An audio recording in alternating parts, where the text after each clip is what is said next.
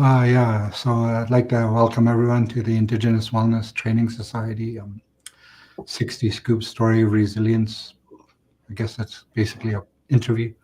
And the 60 Scoop was a bunch of government policies that led to about 20,000 Indigenous children in Canada being removed from their families and being placed in predominantly non Indigenous care. And so today we have an individual who is, I guess, has experience with that. And I don't know if you wanted to introduce yourself. Good morning from Treaty 6 territory. Thank you for this opportunity to share something that was devastating to hundreds of thousands of Métis and non-status children, which is very similar to the conditions of the residential school in the sense of breaking down one's identity and the assimilation policies of Canadian society. I'm a survivor of that. My whole family, the siblings of the late Alfred Morin and late Irene Morin Lipke, because she remarried after in 1974. 10 children were apprehended from her family in June 1958 after our father froze to death tracking deer November 1957. Became overwhelming. And I've learned all this through my years as a filmmaker trying to write this story that became the screenplay that I have now called Métis Winter Morning. And that the apprehension and all that it's almost like a dream in many cases when you think about the memories that I'll sell scary and it wasn't a happy time. My brother survived through the grace of our Creator. Even though there's physical abuse in the family, I was in the latter years down the road in my very early teen. I was physically and sexually assaulted when I was doing errands for the foster mother in Edmonton, Alberta, which I didn't understand at the time, but it was very difficult to understand why that happened and why that hate was so evident as a child. Even through all that, the foster mother, the late Anne Deland, she was actually the one that actually gave us some love during that time, even though, as she wrote in her many letters many years later when I was a young university student, that she apologized. She didn't feel, she started to understand the way things were at that time were not conducive to the well-development of Indian Aboriginal children.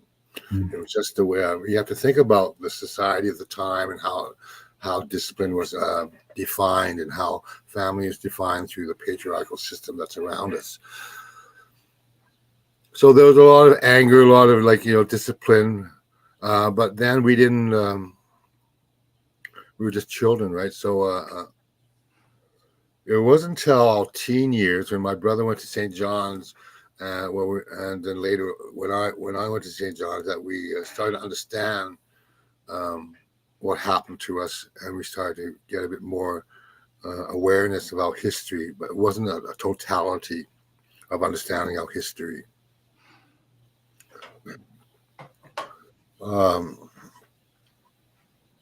So many years later, I moved in the 70s. Was a tough time of understanding myself as a young man, rebelling. I was a black sheep because of all the racism and all that. I kind of deflected it by making fun of myself and just using humor to. So that was something that kind of was a saving grace to me. But on a level of literacy, I was really sort of underdeveloped. I didn't learn to read till I was about 7, speak, because 1994, after I did the film Wendigo, which is a French film, I did the lead in. After that, even though they paid me good money, I still felt very worthless, and that's something that followed me all my life, even to today. That forlornness and that worthlessness that they gave to many of our children as babies. I decided to write the Alberta government excuse me. And then I got a letter back from Alberta government, and I find out I was in over 15 foster homes before I was 4 years of age. I couldn't believe it. Wow. Like my world fell from under me, realizing why I had so much anger or darkness in me, so much hate. I didn't understand. I wasn't properly developed as a child. Those first 5 years, which I think now in the latter days of society, they're very important developmental years for children. Mm. Well, I didn't have that. So I was always wondering why I felt suicidal. I was depressed. I used drugs to kill the pain. I fought. I got angry. Um, Even though 94, that was hard on me, I still didn't learn from that. Mm. I was a young dancer back then, working for the Karen Jameson Dance Company, who was instrumental in helping find my body and my voice. But at that time, after that 94 discovery and all the work I've done as a dancer, my cellular memory was exploding from all the body memory. So it was seeping into my work. And Karen was making a hard time with Karen for choreographing my work or me staying focused, my emotional balance, and just feeling worthless. And I don't know how to describe that feeling of total loss, even when you're successful. Just your whole world. Why do you feel this way? Why do I feel like I just want to jump off a bridge or overdose and all that? And I did overdose by times, but through the grace of God, I survived. Mm.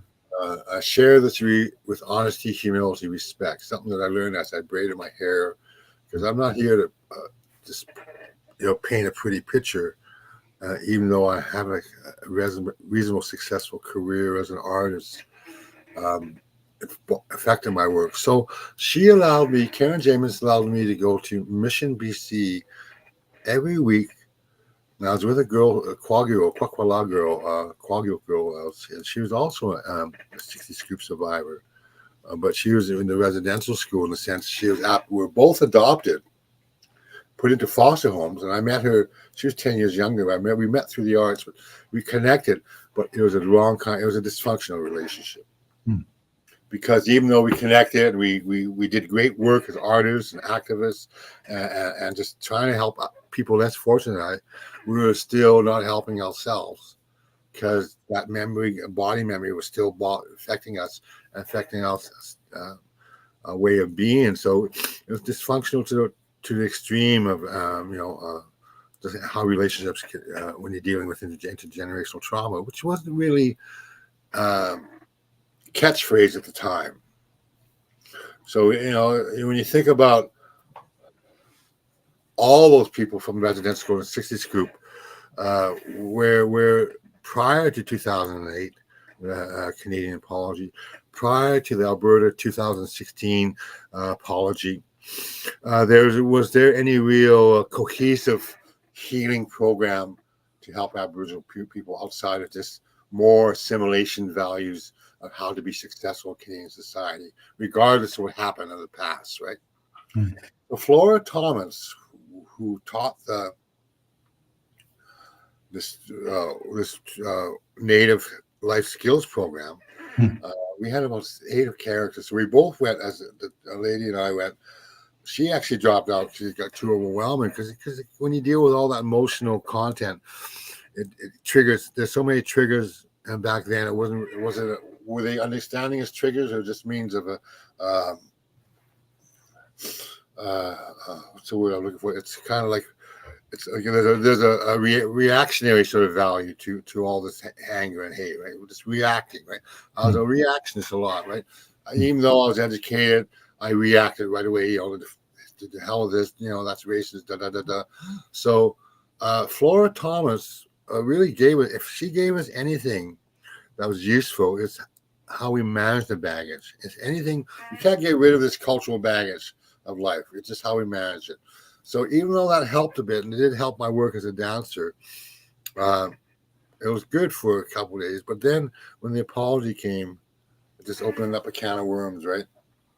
So there we were. So for me, the 60s group was very similar to the residential school. It was devastating. And then 1986, I'm jumping back and forth because it's Yeah. relative. I was hired. I was the only Métis young person at the time to be hired in the video training program by the Chief Dan George Foundation, the late Len George, and all that when they went after his father died. But so how am I'm digressing. It was always problematic because as a Métis person, you know how you look at the Métis history, how they were pushed aside out of this sort of paradigm of native non-native relations, right? The road allowance, Marie Campbell's road allowance, right? Where the Métis people that were around the reserve system were pushed away and said, okay, you're not Indian, go away.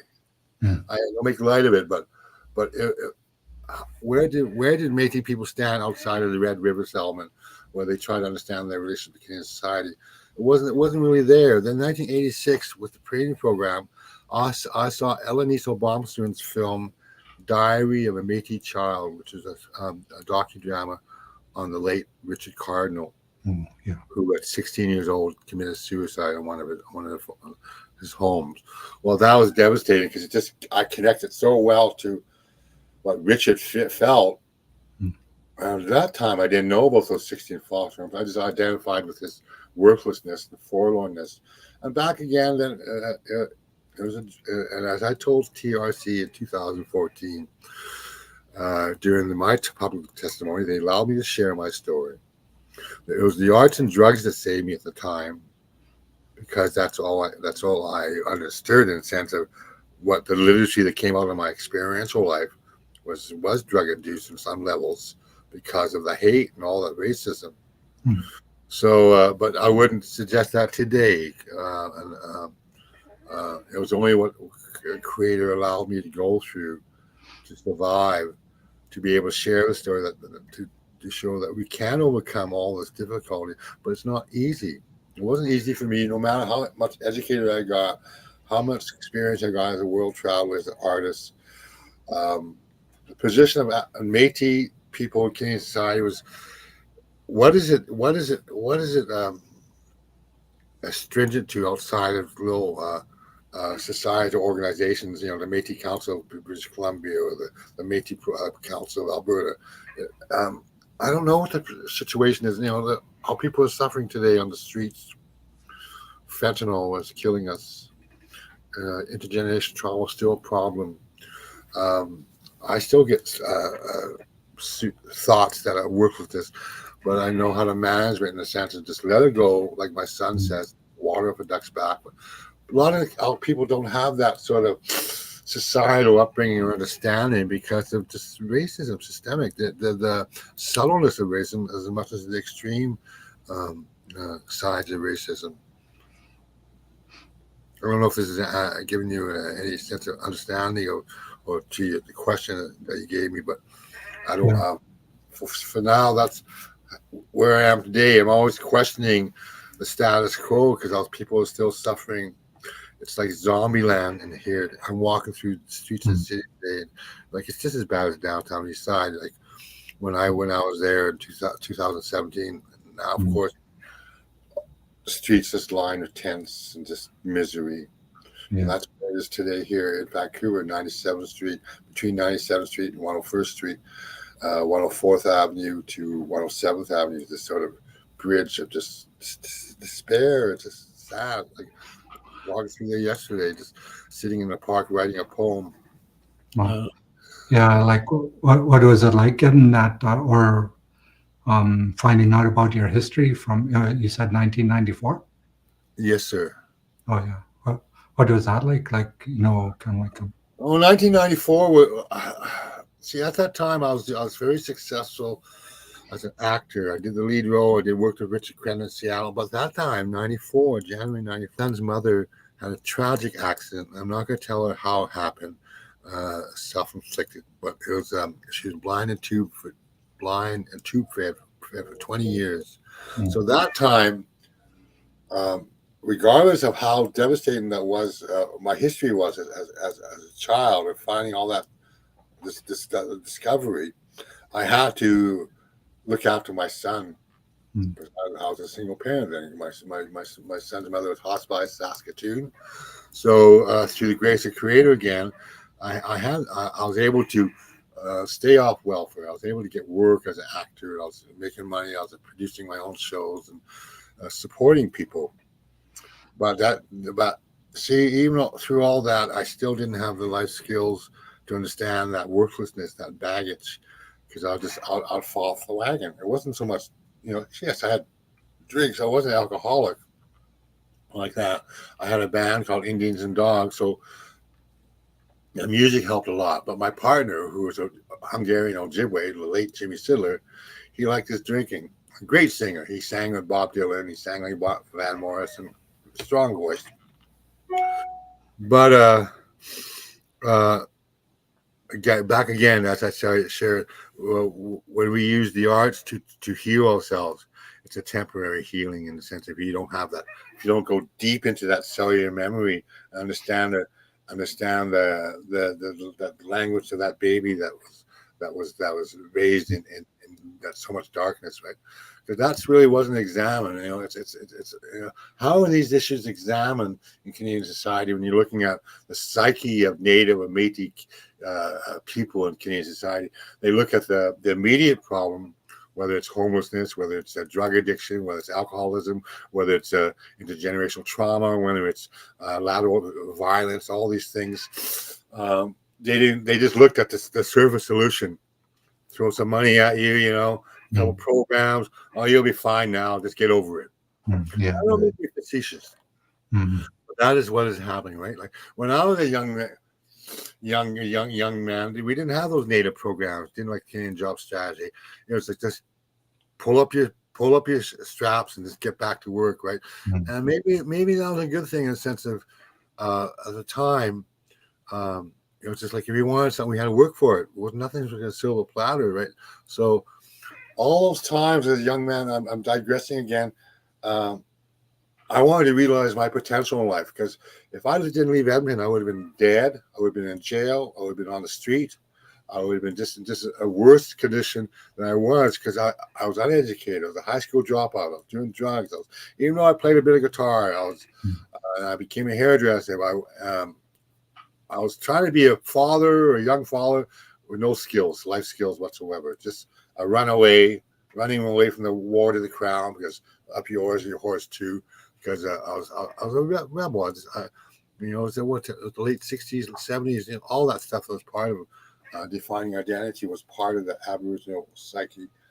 But it was the wrong psyche. So those years in the 90s and that 2008, all those programs, did they really help the people outside of just putting a little band-aid solution, right? The opt-out common experience payment. Did that do anything for the people outside of the material value? No, it didn't. Right? Families were breaking up. People died because of that money, right? People fell off the wagon, drug abuse and alcohol abuse. Money wasn't the problem. It's how do we rebuild the trust and voice that was taken away as a child? For me, that's my excuse me, that's my reasoning to understand how do we give that trust and voice back. And for my company, Eagle Feathers Film and Music Manufacturing Corporation, it's creating a training program for street youth, street adults. So put the two together, create this training program through the arts, and to rebuild the trust first, and then the voice, right? And I don't want you guys to steal my ideas, okay? It's all about working together, right? For me as an artist, the literacy Aboriginal people in Canadian society, it's a duality of haves and have-nots, just like today's society, right? And I don't want to be facetious, but as my ex-wife in Greenland says, who I met through my agent, they pay us big money to shut up. Well, that's the truth. When you look at the economic value of defining success in Canadian society, the freedom and unfreedom of the individual. If I look at Herbert Marcuse's understanding of freedom in capitalist society or society of socialism, where freedom is is defined through material worth and material lack. So we didn't buy it. I always question the status quo because it's all about supporting the ones, the underdog, the ones that are still out there, right? That try to give them some sense of worth. I'm digressing. I don't know. I'm losing my train of thought. Any other? Yeah. Like so I think because like the residential school 60 scoop, yeah, I was scooped myself and things like that. Like so, and especially the Métis culture. Like there's a fallacy. I think that Métis doesn't have a culture. What's your experience with like all the way being scooped all the way throughout up to now? Well, the Métis cultures, I think the Métis people are very vibrant, resilient people. When you think about the history of contact, and the Métis people, they're distinct. I think in one level, outside when you think of defining value in Canadian in Eurocentric and Indigenous terms, right? We're the results of contact. If contact didn't happen, where would the Métis people be? Would we be classified as Métis? Would we be just another? Would be like when you think of the other side of the pond? How do other cultures interrelate? Right, through marriage, through alliances. It's hard to say. Like I think Métis people have a diluted relationship to Canadian society because of the schism that exists. It was status Indians and general society as a whole, right? Because that Indian Act and how we've been pushed aside, and how the 1982 Royal all these proclamations always kind of gave us an understanding of our place in society, but was it really a place of a securement or acknowledgement?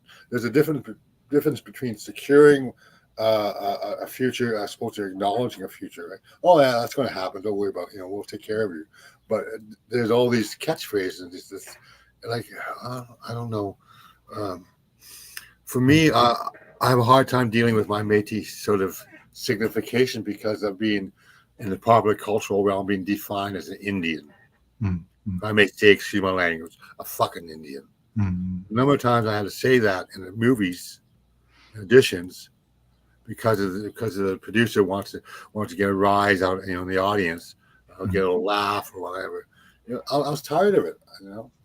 I was like, why do I have to say that? We all know that's just a derogatory form. So it's always standing up against those sort of little signifiers of Canadian society, dominant society. And then, for funding for Métis people, another level, all the hoops that Métis people go through to define their indigeneity, right? I gave up on it because I don't know my history in totality when you deal with schisms between status and non-status relations, right? I got relations at Red Pheasant Reserve that have no time for me because they think I'm going to take a piece of the pie, right? When I want to try to satisfy myself. About right when people want to gain the status card, I gave up on it because I don't know the history, economic holds you back sometimes if you don't have the money to do the research that other people will do or get the funding to find your history. So I I'm back in school again, going to university, just on my own on my own guts, in the sense of still realizing my potential at 67. Except when I was 24, I left Edmonton because I would have been dead or drunk, right? I don't know. Yeah. So like so you mentioned some of the challenges that you faced during and after the scope, like emotional, social, psychological, like was there at least do you remember maybe at least one supportive person in your life through all that time? Well, I think anything. My twin brother, who's 8 minutes younger than me, was my rock of Gibraltar, because even though, see, when I was in those 14 foster homes or 15, I can't remember, I have to look at my paper, that created a sort of mindset in my life where of that worthlessness again. And my brother, I don't know his history, but he was a lot more uh, um, well developed, I guess, as a child. So he just, he was my rock of Gibraltar. He kind of backed me up. My late foster mother, I think Anne Bolan, was she got me into music. I think she was supported, even though the physical punishment were there at times. But again, as I said earlier, that's just the way life was. So uh, Anne Bolan was really supported in the sense of encouraging me to keep going, not give up. Mm. Right, go to university. Right, because in St. John's School of Alberta, which I found out in 2016, what the headmaster didn't consider me university material, right? Mm. Which I found shocking at the time. 2016. This is right during the Rachel Notley's Alberta apology, which I did the Journal did a little article on me. But the fact that the university, the school, even though they gave me an academic achievement award in grade 10, which because I excelled, school was really good for me at one level, they still didn't consider me. They considered me in a blue collar position. So, how many Aboriginal people were put into blue collar situations where they have a dream to go to university, but again with precision, back into the sort of lower status of acceptance. Mm. Just quit complaining, go find a job. Maybe we'll listen to you then.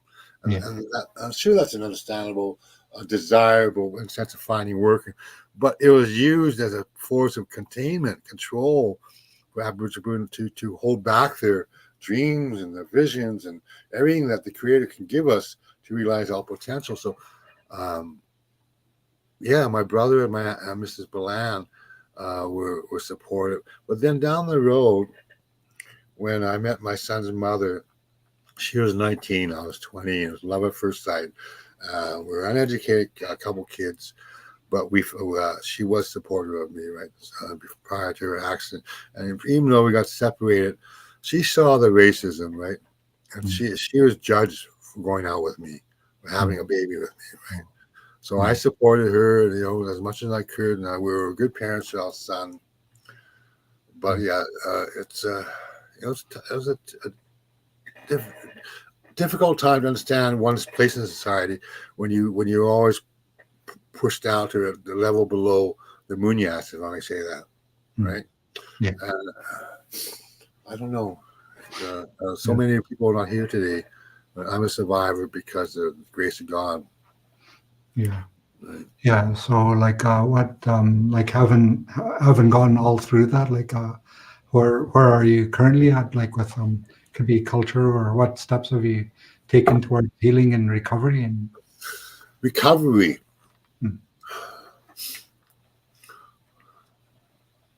I think since the TRC, since the apology, which opened up a lot of can of worms for many people, like when you think about Canadian government who wants to apologize and give you throw all this money at you, but there are not many people that weren't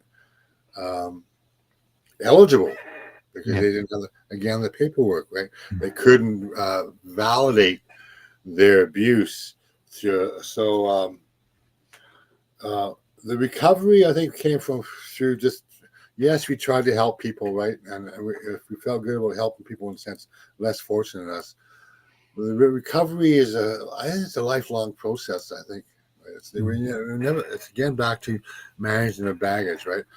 For me, it's staying away from drugs, right? I don't drink anymore. I smoke a bit of pot. But you got to watch that you don't allow the system to knock you back down, because the system's not going to change. You have to change in order to survive what the Creator wants you to do. Just stay focused, stay clean, work hard, get up early, pray, and always ask. For me, it's always just say, Creator, what do you Thank you. You know, anything that that is given to me in this life, I thank the Creator right away, because he didn't have to give that to me. Whether it's a job, or whether it's happiness, whether it's contentment, right? Because we know this body is so fat. It's not a great body to carry because it has so much baggage. Yeah. Right? It's and get back to how we manage the baggage. For me, the fact I'm up today, I thought I missed this before appointment because I was worried. I was up late because because sometimes just the way your life is. I'm not working. I'm retired, so I'm trying to keep focus. And I work till I'm ready to fall asleep, like on my projects or just film editing or songwriting. Right. So songwriting helps me. All my songs right now, I'm looking at 6 million, over 300,000 plays, and the songs are free because they tell a story about all people, right? And that's the only one of the ways I could share, and why I charge for live shows and anything live when they're dealing with. But for the MP3, I'll just give them away because people need to learn, understand why all people are the way they are now, why there's so much tragedies, right? Why do we keep falling off the wagon and ending up in these places on the street, or in dysfunctional relationships, or being in undermined positions of servitude because we don't want to rock the boat, right? Right now, for me, it's hopefully Canada finds its resolution in its defining its relationship with Aboriginal people right now, because we've got the landfill and in Manitoba that needs to be examined. We've got all the unmarked anomalies or unmarked graves. Now, one of the band is saying anomalies instead of children, because we're in a day of there's no exactness in today's society, no matter how advanced we are on a technological level, right? We're still dealing with basic human survival at its deepest level of cellular growth that defines one's path in life. Right? Maybe I'm a bit esoteric, but I'm still learning. Right? I'm going back to school. Upgrading my skills because it's the right thing to do for me. Even though I put myself in debt, I can be dead tomorrow. As long as I'm showing the Creator that I'm trying to do something good in my life to show that other people that we can overcome resilience. I know I'll get knocked down again if I don't keep myself on the straight and narrow, right? God has a way of knocking us back off our feet if we get too vain and too sure of ourselves. Because we're not sure people, we're fallen people. I'm not bringing the Christianization or the religiosity of history into it, or the historicity of human condition. It's just the way life is, right? It's just we're all humans, and we each have our relationship with the Creator, right? For me, the Creators who gave me this life gave me my talents, the ability to share my stories, survive what many of our people have not, right? They're still suffering today, right? Children being taken away, right? Women being murdered, right? Right?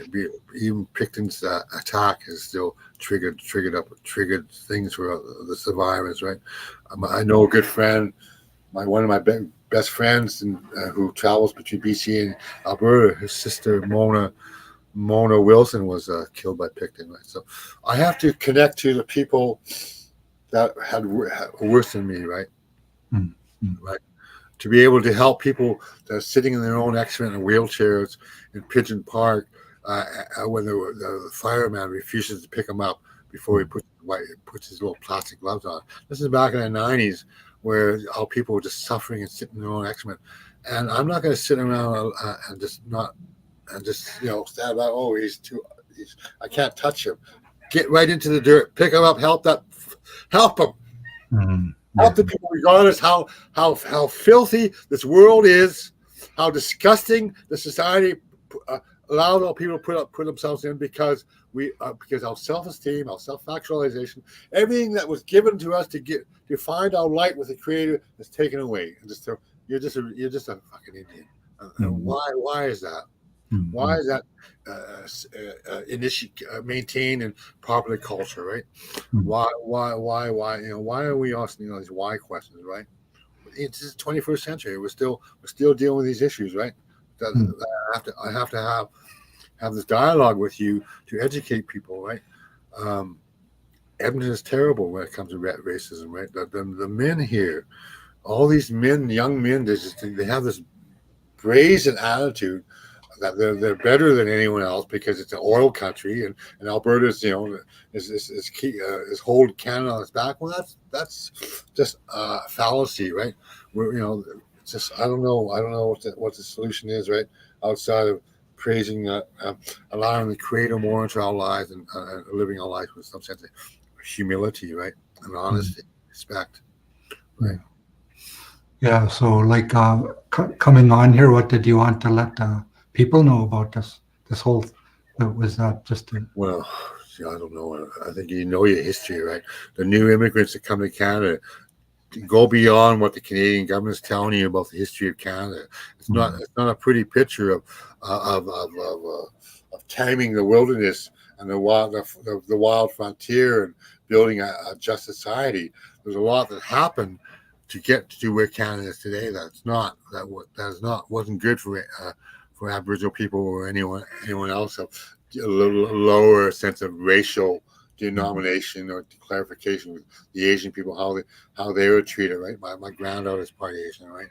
How the Ukrainians are treated. My son's part Ukrainian, right? So we're all human beings outside the color of our skin. We're all created as children of the great Creator, whoever that is. If it's Elohim, if it's Alpha to Omega, if it's Jesus Christ, I don't know. Right? We don't have the answers, but we have faith. Faith Mm. that there's better things beyond this world that is not fable to people of lesser value. Mm. Yeah. Yeah, yeah, this was one of the more informative interviews that we've done, and yeah, I really thank you for your openness and, like, your courage to be able to speak about these things and going through your history and stuff like that, and finding out about doing the research and positioning yourself like as Well, a. it's really important to do research because the paperwork is not all there. The history of Canada is so fragmented, right? From back to if I may close this with my story about Métis Winter Morning, that film I did. When I was 7 years old, I'd have these dreams and nightmares of snowstorms, Mm. man running through the snow, crying, falling. Mm. So I didn't understand it. But through all those years, when we met my brother and I met our mother on live TV, CBC News, April 1974. And how we met. My brother was at the old Kingsway bar one night, and I was back then. I was all messed up on heroin, and apparently there's these young ladies in the Kingsway bar. We were 17, underage, illegally in the bar. The bar doesn't exist anymore. The Kingsway Mall's there, but these two young girls would see us every night when we go to the bar, and they would always inquire about who these because they looked like them. We had similar. So they knew a farm buddy where we were raised, Cameron Malcolm. So Cameron Malcolm talked to my brother Ronald.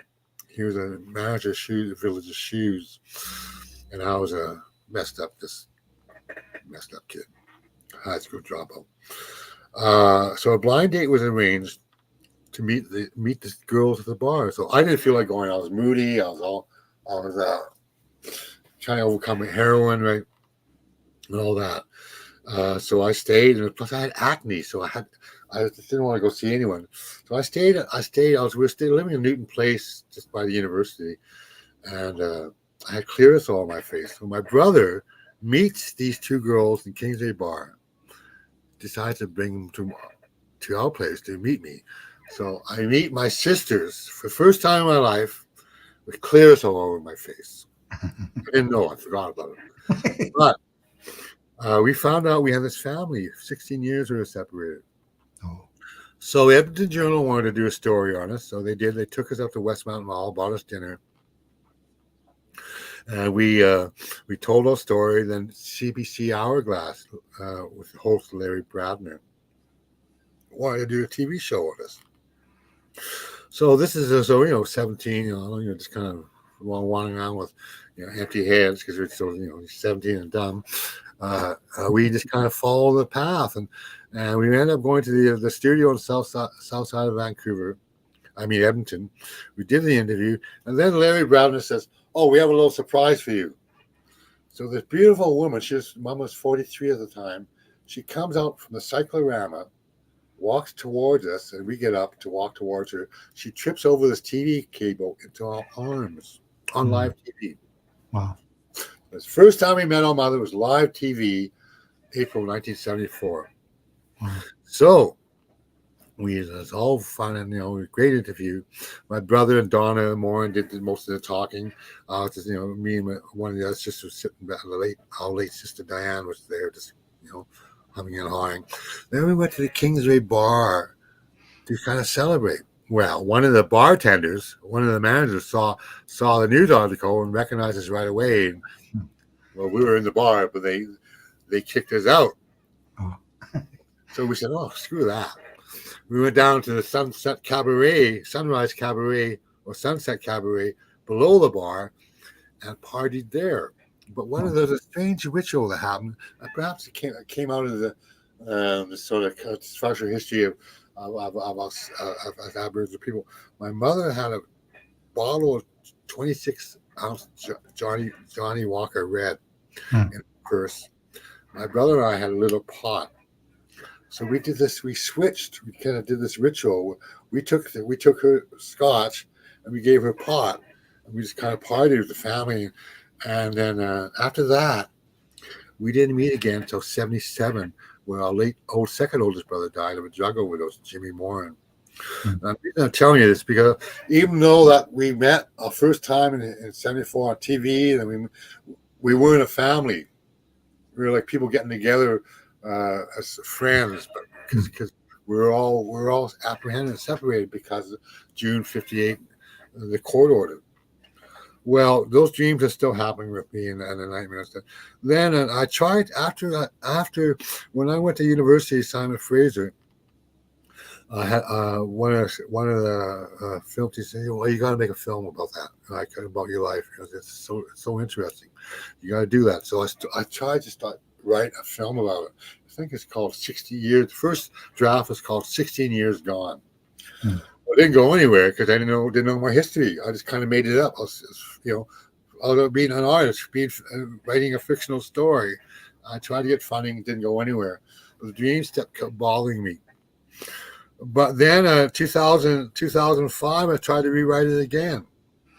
Couldn't happen. Wouldn't go anywhere, right? My own dysfunction again came in the way. And then last 2 years, was it 2020, during the pandemic, this AI company in Switzerland had competition to be part of the project. So I submitted Mating with the Morning. I submitted my other film, Talking Story, and they both accepted. But I didn't think much of it. Just kind of did my own life. Then they started calling me, "Don, I'm just submitting. You submitted 2 projects. You haven't done anything. Come on, get at it. You gotta get. It costs money. Right? It wasn't a free thing. I had to sign a contract, pay. I had to pay like $2,000 or $3,000, and I didn't think about it. I was like, okay, this. I'll figure that out later. Let me just get this help. Obviously, submitting these stories is important. So I started writing Making with the Morning, getting all my stuff that I had. I phoned my sister Donna. She started telling me stories.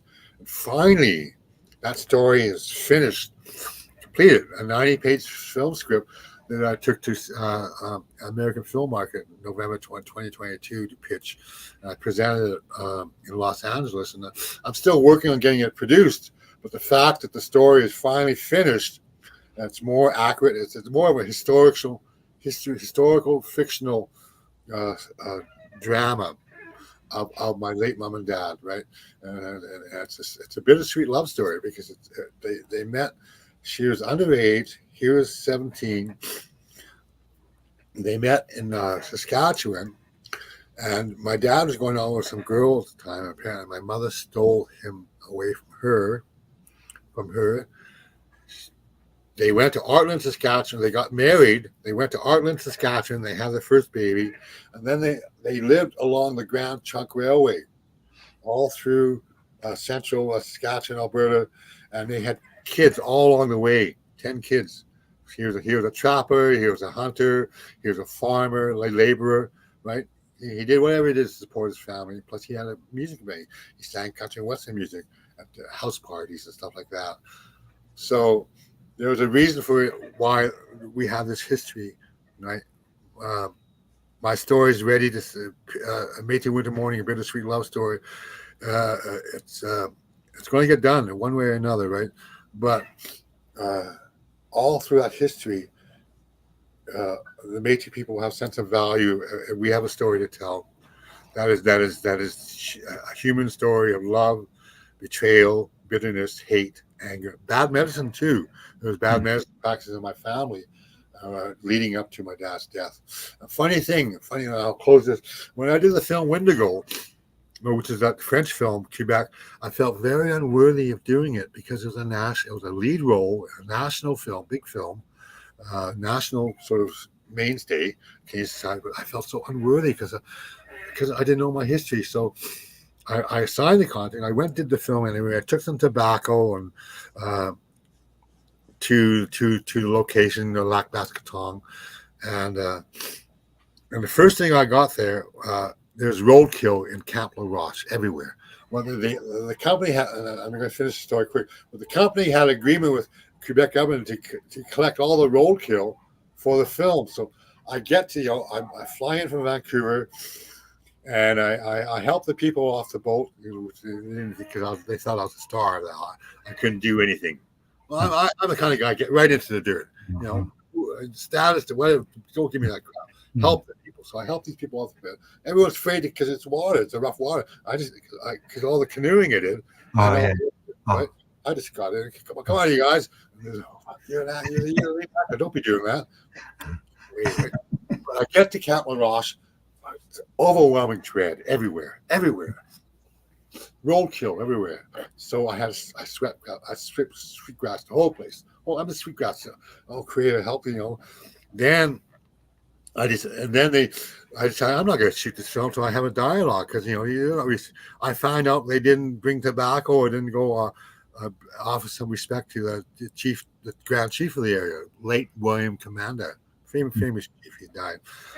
So I wrote a big letter to the producer, to the director, to the production designer, all these top above the line people.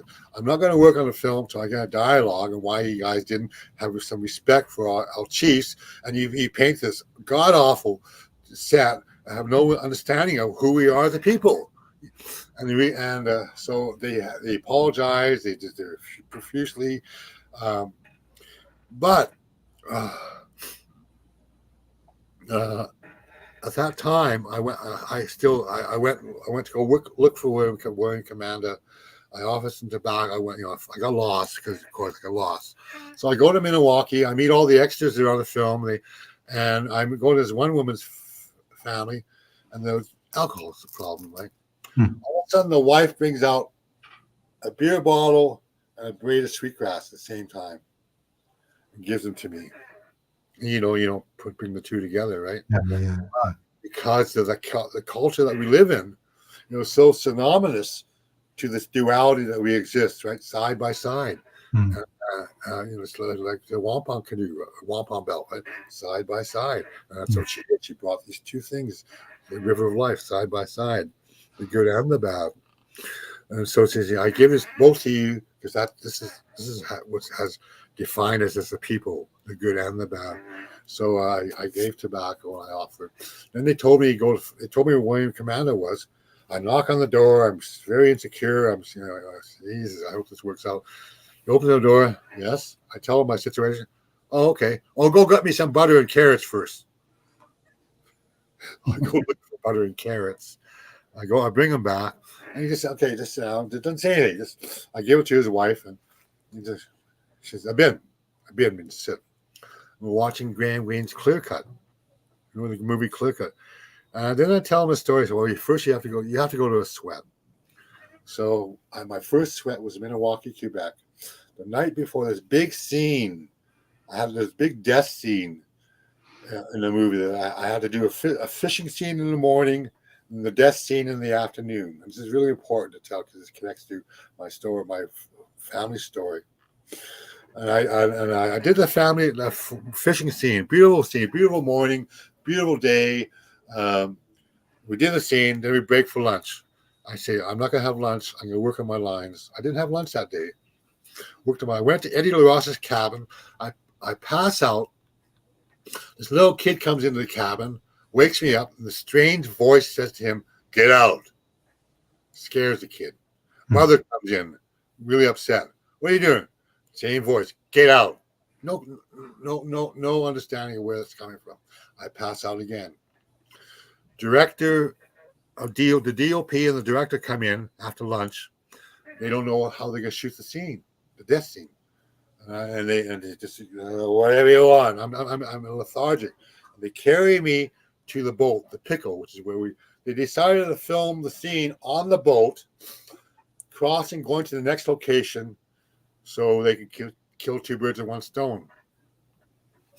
So they take me in this little holding area, and the makeup know that they put that. I pass out again. Then I wake up. I'm speaking in tongues. I don't know what I was saying. I was speaking in tongues. And people are just like, "What is going on with this actor? He's going crazy." I pass out again. Finally, the director of DUP come in. The scene's all set.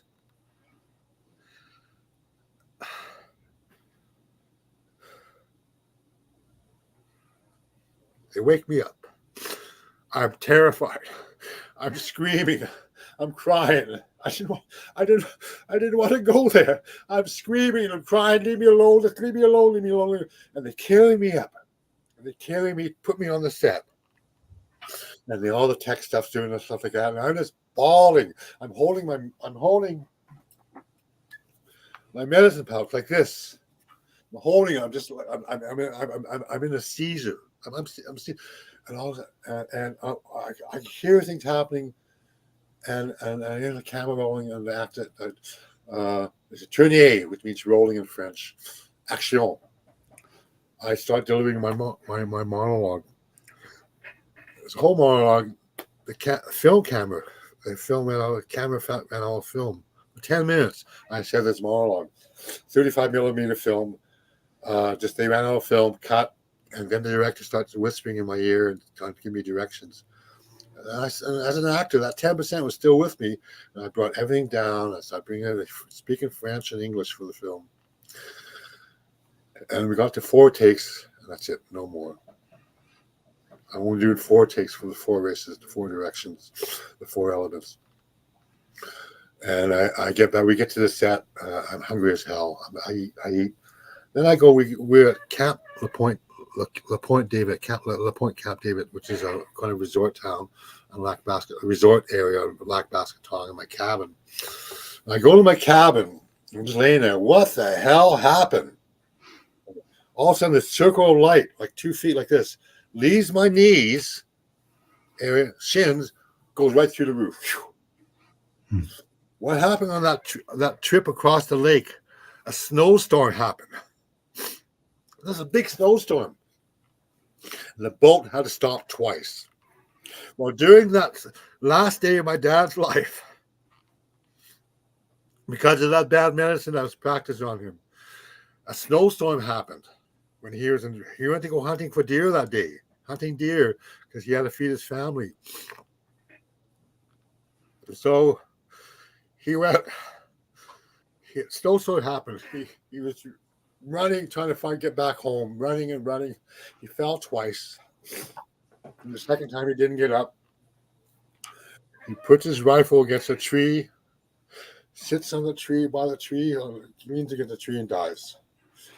And our CMP found him the next morning, a quarter mile from the cabin. He wasn't that far home.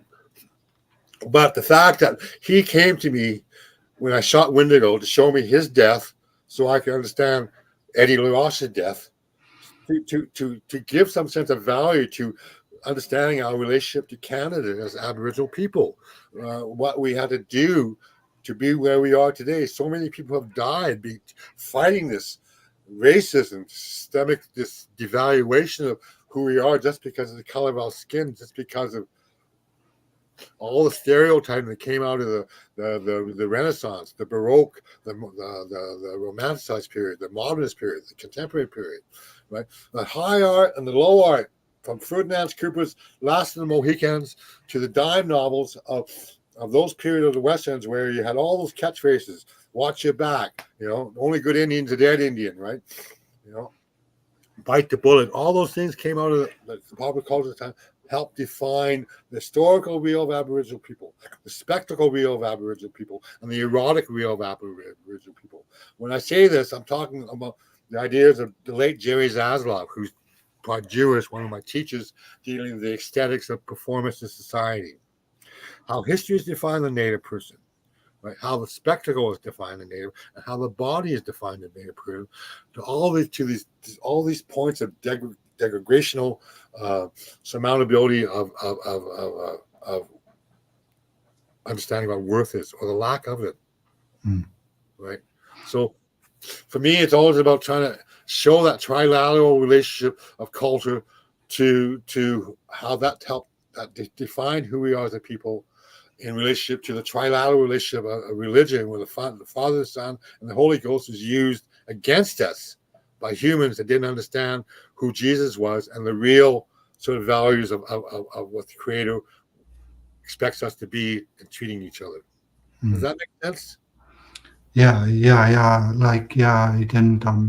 So the history basically goes beyond what we're almost taught in school, but Well, it's I'm learning this every day. When I took Aboriginal Studies last year, one thing I didn't learn was when they signed when all the treaties, especially Treaty 6, when Treaty 6 was signed, the women wanted to be part of this, part of the negotiations. Well, all the land commissioners says, no way, no women allowed to be this. So there's this, when you talk about tribal custom usage, clan mothers and all that, that was so important to our people, as a people back then. The system wouldn't allow that, right? And then you go back to the Council of Nicaea, right? Council of Nicaea, Vatican, where they defined what the Bible was and what was a part of that religiosity.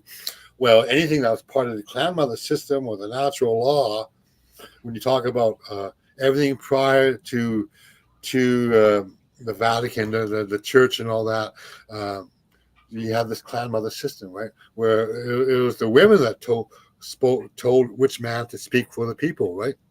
And the women were, so our people were so part of natural way of life and the Creator. The white man couldn't understand it. Why are we giving everything away? Well, that's nothing. So it's all about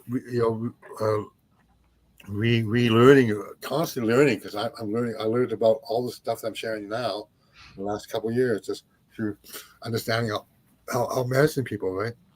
yeah. The late Meredith Quinn, who did extreme studies on the historicity of Aboriginal people in relation to contact, in relationship to tribal custom law, clan mothers, and these various treaties that were created prior to 400 AD, right? You got a Noah's Treaty. I'll send you the paper. Okay. Sure. Yeah. Okay. I don't want to digress. Yeah. That's great. Yeah, this was this is a great. I appreciate your story there, and yeah. I'll send you a link to where we could see this. Yeah. So basically, I guess I'll end the stream here, and just give me a second. Yes, sir. Okay. Awesome. Thanks for Okay. sharing. Yeah. Thank you again for your service.